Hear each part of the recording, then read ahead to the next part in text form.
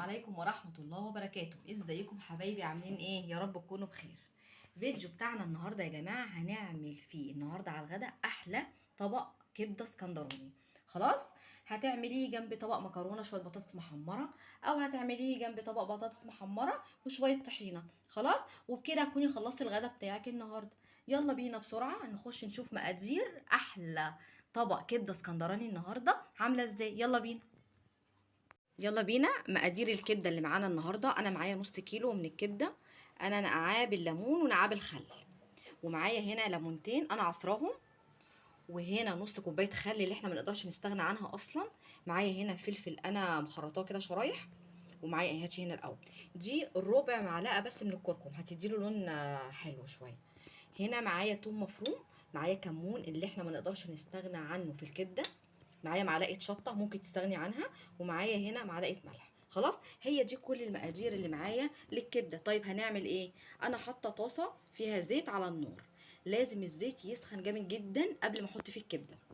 انا اول ما حطيتها والله العظيم طلعت ريحه تحفه من قبل اي توابل ما تتحط. اول حاجه هحطها الثوم، حاجه هتحطيها مع تقليبتين كده. تستني بس الثوم مجرد ان هو يطلع ريحه. التوم اول ما يطلع الريحه بتاعته هتبداي تحطي الكمون والشطه والملح.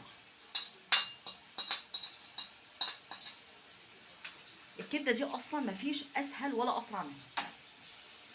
مع التقليب برده، وبعد كده هنزل بالربع معلقه او الحاجه الصغيره قوي دي اللي هي الكركم، ذره بس بسيطه قوي، مش عايزاها استغني عنها عندي، بس هي بتدي لون حلو. معايا هنا الفلفل، هستنى شويه قبل الليمون والخل، قبل الكبده لما تبقى داخله في مرحله التسويه، وهبدا احط الليمون والخل. يلا انا دلوقتي هبدا اضيف الخل اللي معايا اهو، بسم الله. فاضل كده ايه؟ اخر حاجه معايا الليمونتين اللي انا عصراهم، ريحتها مش قادره اوصف لكم جمال الريحه بصراحه. خلاص، هي بس يا دوبك كده، خلاص دقيقه واحده وهطفي عليها وتبقى كده الكبده بتاعتي جهزت معايا. وبكده يا جماعه انا غرفت طبق الكبده بتاع النهارده.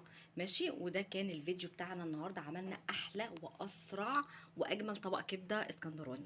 خلاص، لو عجبك الفيديو ما تنسيش اللايك، ولو لسه جديد عنا في القناه اوعي تنسي تشتركي لنا في القناه. سلام.